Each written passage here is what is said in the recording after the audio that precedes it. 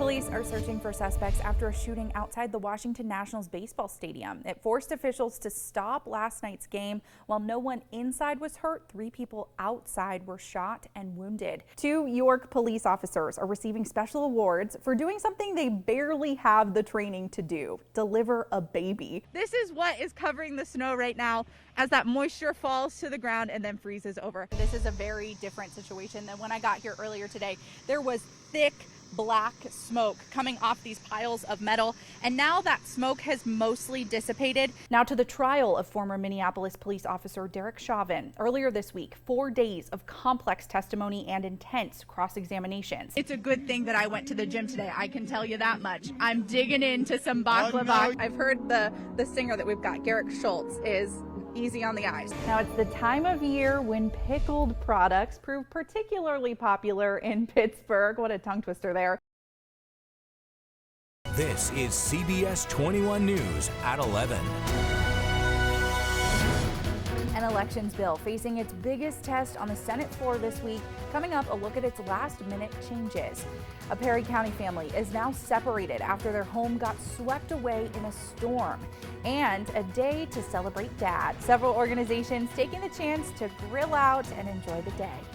Thanks for joining us tonight. I'm Megan Magensky. A few storms are wrapping up in our area. Let's get to the latest from meteorologist Tom Russell. We could hear the thunder and the lightning and the rain coming down. It was kind of spooky in here. A family in Perry County is just thankful to be spending Father's Day together after the foundation of their home got swept away in a storm last week. Brandon Krieger says he and his girlfriend heard a big bang in the middle of the night. He went outside to see what happened and fell under the house. The Senate could be getting closer to compromise on infrastructure spending. A group of Democrats and Republicans have created a $1.2 trillion infrastructure plan.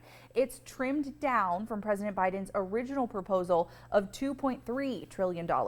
Senator Bernie Sanders says he's still worried about how to pay for the plan. The president is expected to address the bipartisan proposal tomorrow.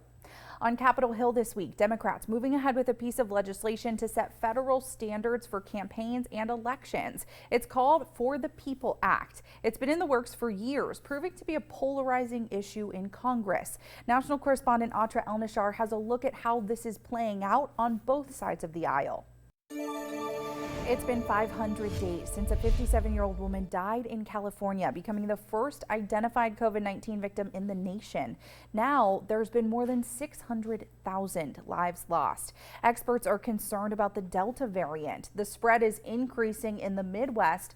This Delta variant accounts for nearly a fourth of new infections in several states. This is going to be another nice stretch, just like we had earlier this week when it was low humidity. Felt so good. Yes, we love that, and the hair loves that too. So thank you, Tom. Baseball season is in full effect with the Philadelphia Phillies and the Pittsburgh Pirates both having games today.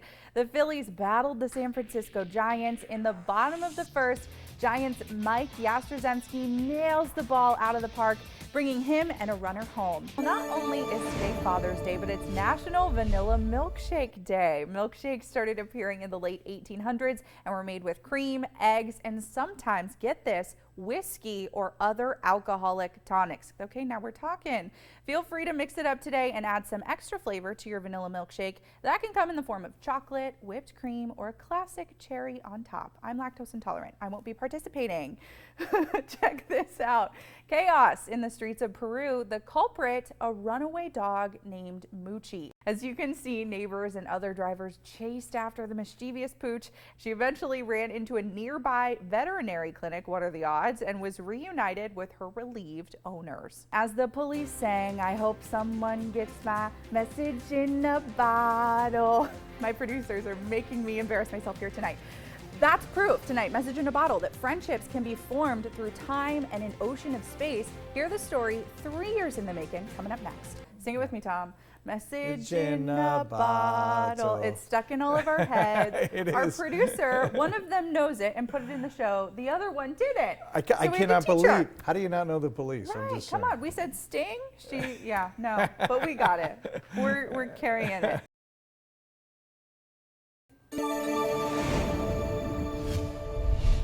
Hey Jasmine, there were a lot of tears today as these people that have made this block their home were forced to evacuate. You can see how close we are to the county court building. Documents from the district attorney state that the people living on this block were harassing jurors and employees.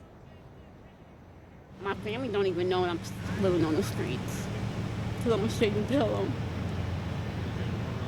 An emotional day for the people experiencing homelessness staying around the Market Square Presbyterian Church. Freaking out, like they expect us to like drop everything, like we had a place to go to, like off the top of our heads. Around 2 o'clock Thursday afternoon, Regina Harris was handed this document saying she had 3 hours to gather her belongings and get out. Crazy, unbelievable, shocking. These are folks who have not had advantages in life and are trying to make their way. Some of them have jobs. Thomas Sweet is a pastor at Market Square. There's really not very many places for them to go. We reached out to the DA's office. According to court documents, quote, the individuals have harassed people on the street and presented a public nuisance, unquote. Some of the examples listed: spitting on employees at the county buildings, defecating on the street, bathing in public, and illegal drug use. It's not pretty. Homelessness isn't pretty. Isha Mobley with Christian Churches United sprang into action. All the hotels that we deal with, it's about 7 or 8 of them, are all full for the weekend. Mobley tracked down a van and offered to drop these people off wherever they could go. The dispersing people is not the right solution to the problem. You're just moving people around, and to me that's a subhuman treatment. Regina maintains a stunning positivity through it all. The man she was staying with says he has enough money for a hotel tonight. But I tell my kids, no matter what life throws at you, keep rolling with the punches. Now I want you to take a look across the street with me here. A luxury apartment building is being put in over here. Now Pastor Sweet says this is one of Harrisburg's problems. There's been a big focus on these upscale apartment buildings and not affordable housing. He also says with the eviction moratorium during the pandemic, people weren't moving out of rooms like they normally would. Now, if you or someone you know is experiencing homelessness and needs access to resources, 211 is a 24/7 hotline that can put you in touch with shelter, food, and other social service programs. Hi, Jasmine. It was an emotional day. This parking lot was filled with friends and family members of people that have been detained here at the ICE detention center in York. I don't want this to happen to anybody else. Story after story. I am from Mexico. I am a mother of 4, and my husband was detained here for the longest 15 days we've ever lived. From families with loved ones detained at the ICE detention center in York. They used to be a family of 5, and now they are 4. Her husband was detained and he was deported. He's now back in Mexico. The emotional testimonies shared by members of CASA, a group advocating for immigrants in Pennsylvania. We've been hearing these stories for years. We're finally able to not only lift this up off of our shoulders, but also the shoulders of many families. York County Commissioners announcing the ICE detention center will close August 12th. This has nothing to do with a bad relationship with the federal government. We've had a great relationship with them. At the end of the day, this came down to not being able to have a contract that both parties mutually could agree upon. Though advocates have been working for years to get the center shut down, commissioners say the decision was strictly financial. Like everybody else in every business, COVID has really affected us. There were a lot of expenses associated with going through this past year. These cheers signaling the end of a decades-long fight. We know it was a budgetary decision, but we know and recognize that they have heard also the voices of the community. These speakers say while they've struggled, they hope this means other families won't have to go through the same thing. Now, the CASA organizers say they don't know what will happen to the ICE detainees that are still inside the York County Prison. They're hoping for a release, not a transfer. Live in York, Megan Magensky, CBS 21 News.